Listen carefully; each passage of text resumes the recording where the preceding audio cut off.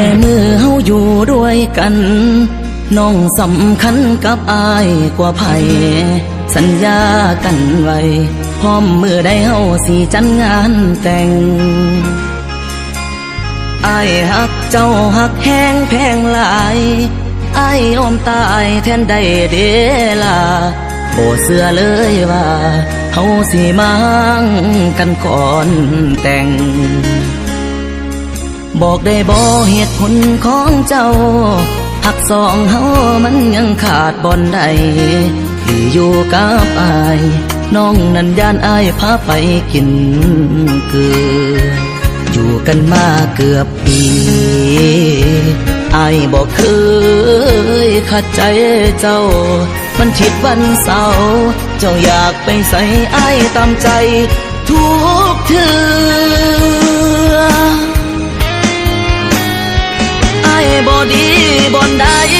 คือจังทำให้กันคักแท้โนหรือเจ้าเลี้ยงบ่พอยังอยากเป็นโสดบ่พร้อมมีคู่กายเจ้าอยู่กับอายใจอยู่กับไผอายยังบ่ฮู้บอกมา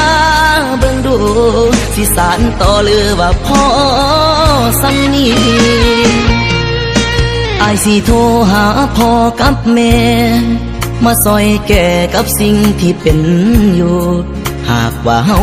บ่แม่นเนื้อคู่อายบ่ฝืนใจเจ้าต่อความหักมันบังคับบ่ได้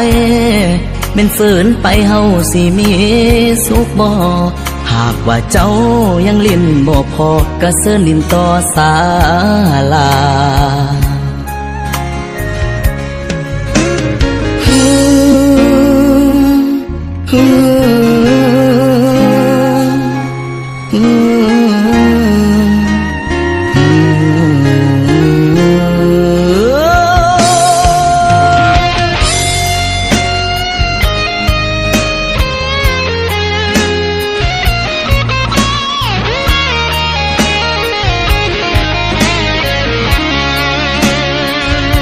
กันมาเกือบปี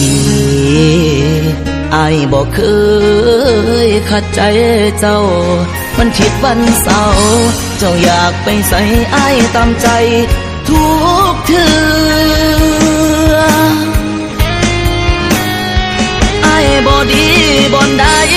คือจังทำให้กันคักแท้โน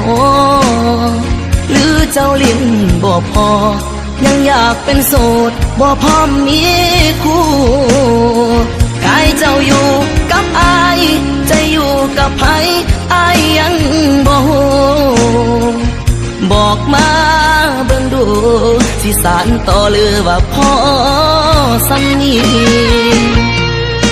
อายสิโทรหาพ่อกับแม่